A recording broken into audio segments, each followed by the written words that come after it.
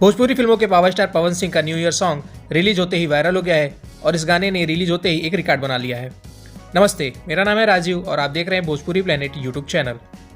भोजपुरी फिल्मों के power star Pawan Singh का न्यू ईयर सॉन्ग छपरा से आवता डांसर रिलीज होते ही वायरल हो गया है और पावर स्टार पवन सिंह के इस गाने ने मात्र 3 घंटे में ही 1 मिलियन से ज़्यादा का व्यूज क्रॉस कर लिया है।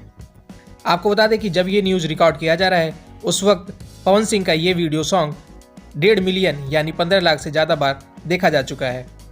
आपको बता दें कि पावर स्टार पवन सिंह का ये पहला न्यू ईयर सॉन्ग है जिसने रिलीज होते ही बवाल मचा दिया है।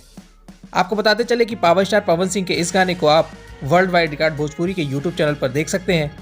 आपको बता दें कि इस गाने को म्यूजिक दिया है छोटू रावत ने और इसके लिरिक्स लिखे हैं अजय बच्चन ने। आपको पवन सिंह का ये गाना कैसा लगा हमें नीचे कमेंट बॉक्स में कमेंट करके जरूर बताएं। वीडियो अच्छी लगी तो वीडियो को लाइक करें, शेयर करें और भोजपुरी जगत से जुड़ी ऐसी तमाम खबरों के लिए हमारे चैनल को सब्सक्राइब करके बेल नोटिफिकेशन जरूर दबा लें। शुक्रिया।